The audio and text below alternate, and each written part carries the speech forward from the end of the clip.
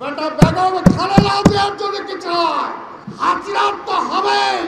এই আইনমন্ত্রী বাংলাদেশের কোথাও বেরোতে পারবে না। আইন শিখাও আমাদের, এখনো সময় আছে। বেগম খালেদা জিয়াকে অনতি বিলম্বে বিদেশে পাঠান। বেগম খালেদা জিয়াকে আপনি মারবেন আর আমরা চাই চাই দেখবো, সেটা হবে না। রাজপথে নেমে আসতে হবে, বাংলাদেশকে জ্বালিয়ে দিতে হবে। আমরা ব্যারিস্টারি পাস করি নেই, কিন্তু কিছুটা শিক্ষা জ্ঞান আমারও আছে। কে কোত্থেকে কোন সাহসে কোন ভরসায় কি কথা বলছে এগুলো আমরা ভালো মতো বুঝি। উনি বিএনপির দায়িত্ব নেবেন, উনি যে আসনের এমপি হয়েছেন ওনাকে সফলভাবে 5টা বছর সেই আসনের দায়িত্ব নিতে বলেন।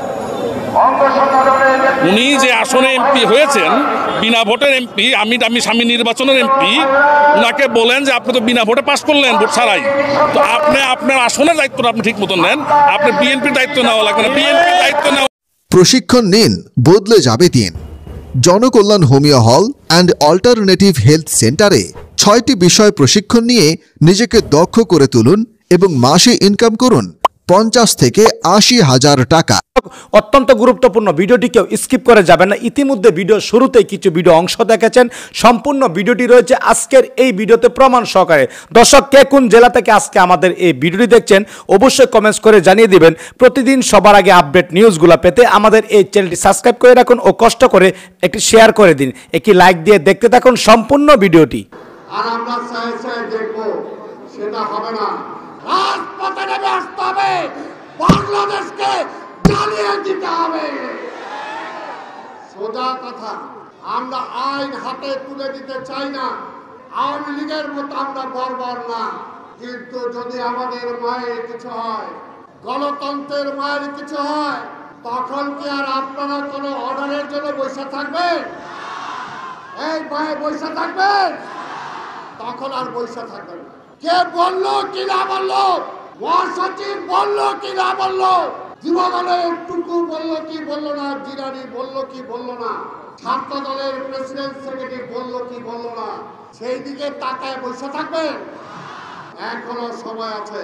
যারা আইনের শাসন চান, পুলিশের আইজি সাহেব, কমিশনার সাহেব, সচিব যারা আছেন, তাদেরকে বলতে চাই, আওয়ামী লীগের ভাষায় কথা বলবেন না।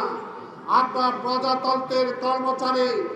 আজকে যদি আপনাদের কারণে বেগম খালেদা জিয়ার কোনো ক্ষতি হয়, তাহলে হাসিনা তো ধরা খাইছে, আপনারও ধরা ছোঁয়ার বাইরে যাবেন না। পরিষ্কার কথা। মামলা ছাড়া গ্রেপ্তার করছেন কি কারণে?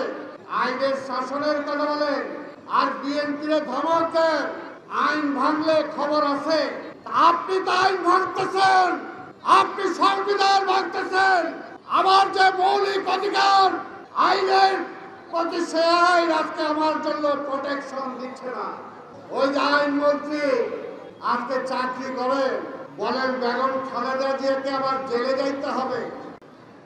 আমাদের মহাসচিব বক্তব্য দেবেন, স্থায়ী কমিটির সদস্যবৃন্দ বক্তব্য দেবেন। আমি দুটি কথা বলেই আমার বক্তব্য শেষ করব।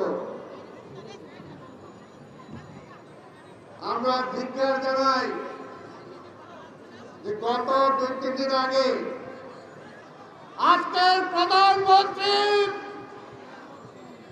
বেগম খালেদা জিয়ার বিরুদ্ধে কথা বলতে যে তিনি সংবিধান ভঙ্গ করেছেন।